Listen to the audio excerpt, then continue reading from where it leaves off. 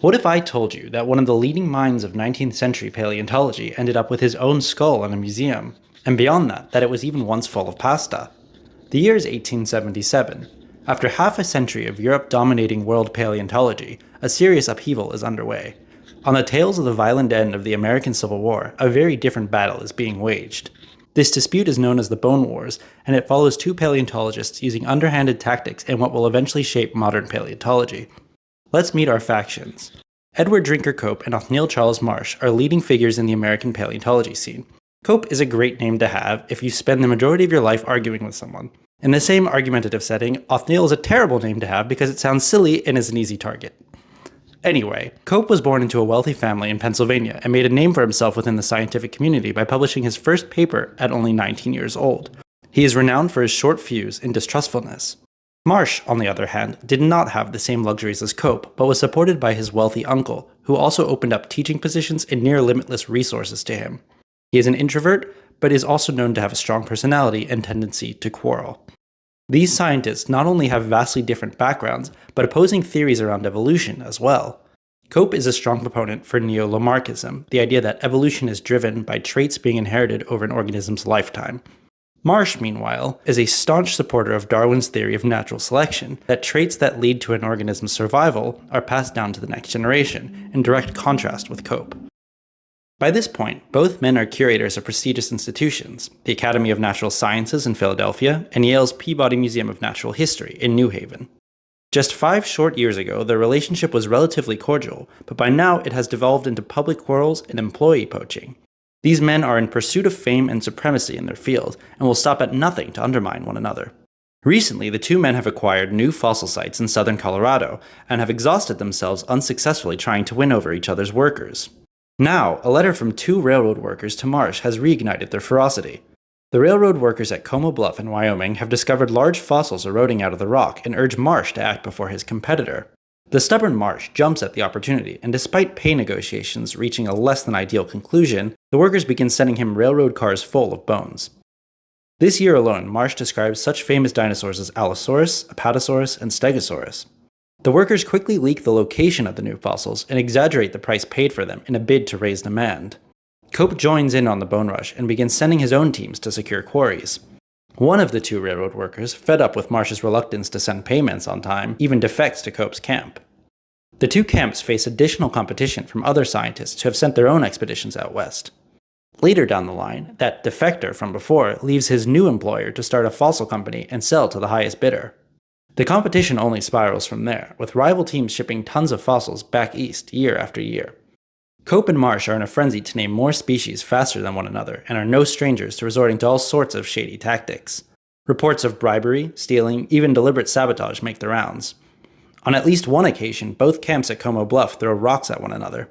The 2 scientists even order their own men to destroy fossils they deem insignificant or unimportant enough to leave behind, lest they fall into the hands of the enemy. Back east, Cope buys his own scientific journal and begins publishing at breakneck speeds, leading Marsh to amass a wealth of errors with which to publicly attack him.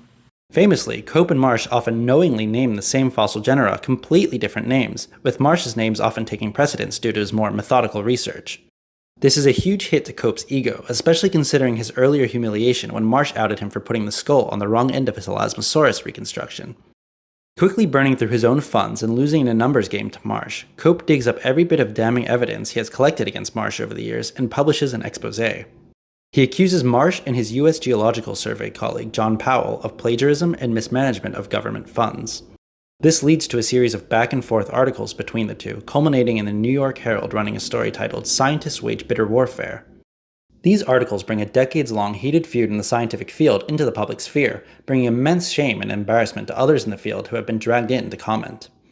Ultimately, the two run each other into such a deep financial and social bankruptcy that they are both pushed out of the limelight and never fully recover. Cope is forced to sell much of his private fossil collection to make ends meet, but still dies a pauper. Marsh is forced out of his job with the National Academy of Sciences and has to mortgage his house. The two remain bitter enemies until their deaths. In a last bid to outdo his adversary, Cope donates his skull to science in order for his brain to be measured alongside Marsh's. Marsh refuses the challenge.